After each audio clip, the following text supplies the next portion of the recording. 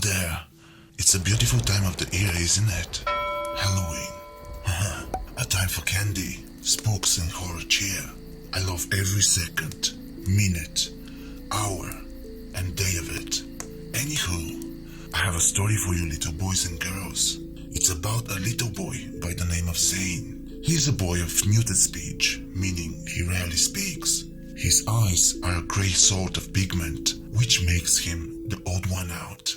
Different, if you must. His hair is the most unique feature about him. His hair is a silver tint, not shoulder, but just below his earlobe length. He was a little bit tall for his age, reaching of about 4.8 inches. His weight was below average, being 28.2 pounds. Our story starts of a large-scale town, known by the name of Jamestown, a very cliché name, no? Zane was considered strange in his town of outgoing and normal outlooks. He was shunned when he first tried making friends, like the local kids surrounding his home and other hangouts. Let's start our story with Zane at the bus station going to school. It was about 7:40 as he stepped onto the bus. He observed the seats, looking for an open seat where he could sit next to another, hoping to be accepted.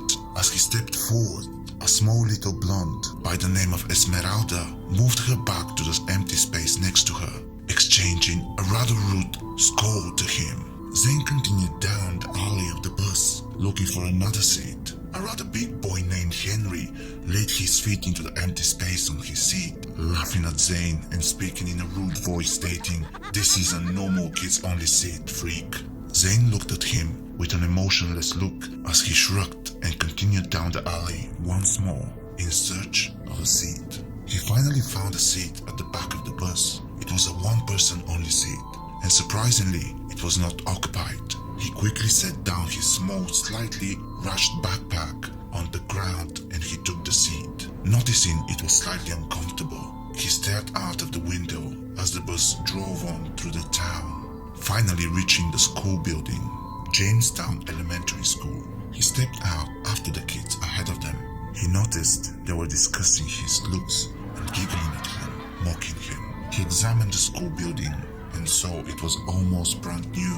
It was an elementary and high school mixed building, one, and it was for the majority of elementary kids, and the other for high school students. He walked in and noticed white hallways, wooden doorways into the classrooms, and not to mention the small brown lockers standing at each side of the hallway. He walked to the one with his name written on, a small cut-out piece of paper in black Sharpie. He put his bag in the locker, taking out his pencil bag and 2 notebooks, one for his drawings and one for classes. He closed it and slowly made his way to the class. It was a normal first day, beside the fact the 2 kids that he met on the bus relentlessly tortured him. They went from kicking him in PE to pining him off the playground and stuffing his mouth with rocks, shoving his food tray in his face, at lunch to even catching him in the bathroom as they shoved his head into the urinals.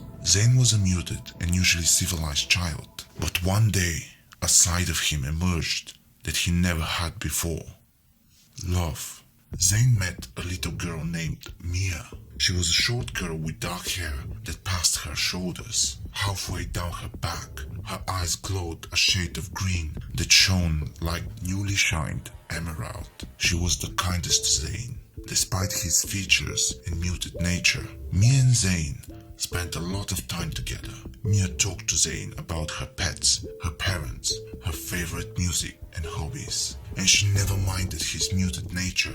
In fact, she found it kind of cute. They even reached a point of friendship that could be considered love. They began to hold hands at lunchtime. Zane sat with her on the bus, and he even went over to her house once to play. Zane felt happiness, an emotion he thought was non-existent inside his mind. They both had a special area, the town park. It was on the southeast side of town. Mia and him would play there, as well as sit under the big slide, playing games and just talking. He was a sort of loner. He didn't like to be around people, but with Mia, Zane felt a sort of closure, a paradise within her voice and eyes. One day, when he spent the day at her home, she met him outside before he left. She smiled and hugged him, then kissed his cheek softly, which made him blush, and for the first time he smiled. He smiled as big as the moon in the midnight sky, it seemed like. She giggled at this and told him that she'd seen him in school. The next day, she ran back inside her home, as happy as he's ever been in a very long time. But the next day, Zane learned of another emotion, one side of him that could cause damage: anger. Zane went to meet Maya at her house as he usually did, but she never showed. He waited and waited and waited some more. No sign of her. He walked to school, and along the way, he saw her sitting on a bench at the bus station with another boy. He looked to see who it was. He felt the pain cross his heart as he saw Henry sitting beside her, holding her hand, talking to her as if they were in a deeper love than she and Zane were. He walked over to them. Mia finally noticed him standing near them. Zane felt tears well up, and he dropped his bag. Mia began to stand, but Henry laughed and stood up, walking to him. Henry stood right in front of him, smirking at Zane's sorrow. He spoke with a very tough and purposely hurtful voice. You thought she loved you? Freak, she never loved you. She only hung out with you to make you feel better. The real thing here is that she loves me, not you. You little skinny freak of nature.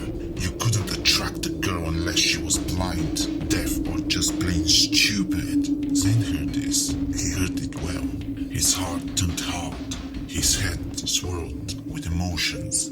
He noticed Maya was standing behind Henry, looking very guilty. He felt a warm sensation rise in his chest. His heart thumped faster, harder.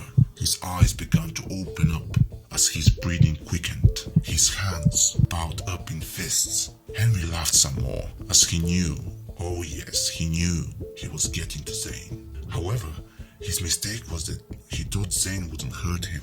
Zane quickly lunged at Henry, knocking him down as he pressed his hands at his throat, his anger controlling his movements. Mia started screaming at Zane, pleading him to stop this, to stop hurting the one boy that's been treating him the worst since he moved here. The one boy who thinks he can take his girl away from him. No. Zane pressed harder as Henry grasped desperately at his wrists, trying to pry him off of his throat. Mia stood there, terrified. Zane felt Henry begin to lose air. Henry slowly began to turn purple, the air circulation not having access to his lungs. Henry's eyes began to close slowly. His hands began to lose their grip. Henry took one last look into Zane's great eyes. Within a few seconds, Henry was gone. His heart quit beating. His breathing stopped. Zane, sitting over his body, observed the boy that he just took the life from. He looked at Mia with cold eyes, cold and bloodthirsty eyes as he stood. He still had hatred delving within his heart. His very soul was drenched in the hatred that blinded his common sense. He walked towards Mia as Mia stood in fear. Zane's mouth turned into a slow smirk, a smirk of revenge. She loved Henry more than him. She double-crossed him. She betrayed his heart. He began to chuckle. His voice was demented, deeper than average 8-year-old boy. His laugh was very disturbing laugh. A few cracks of his vocal cords along with the laugh. Mia couldn't move. Fear struck her and kept her standing still. Zane finally reached arm's length of Mia as he held a finger up to her lips, shushing her. As he laughed some more, she began to weep in fear of what he would do. He stopped laughing, but his smirk remained. After a few seconds of complete silence at the moment, he spoke very softly in a whisper. Betrayer, your punishment is death. After this, she screamed. He took a quick swing of his hand, whacking her in the side of the head with an inhumane force and silencing her scream. She fell to the concrete, unconscious, also leaving a blood gash of the side of her head. He laughed some more as he observed his first victim and his heartbreaker. He grabbed the collar of Henry's shirt and lifted him over his shoulder. After this, he grabbed Mia's ankle, beginning to drag her unconscious body along as he walked down the concrete path to surely what would be Mia's demise, as well as Zane's disappearance from this dreadful town. Mia and Henry's parents both called the police. No one found any trace for days, but soon enough they checked the place they should have checked first off, the bus stop. They spotted a trail of dried blood along the concrete sidewalk. This led to the park. What they found was terrifying sight. Mia was strangled by her arms, both outstretched as if she was Jesus. Crucifix religious families hung in their kitchens. Her eyes were closed, her arms and legs were cut, the cuts forming words like liar, betrayer, and heartbreaker. One last gruesome detail was that of her chest. It was cut open. All of the organs seemed to be there, except her heart. Her heart has been removed from her body. Instead, it was replaced by a bowed up piece of paper. When authorities opened it, it was a drawing of what seemed like a small child. The child had grey eyes, silver hair, and what seemed to be an almost demonic smile spread across his face. In his outstretched hands contained a drawing of a heart protruding blood.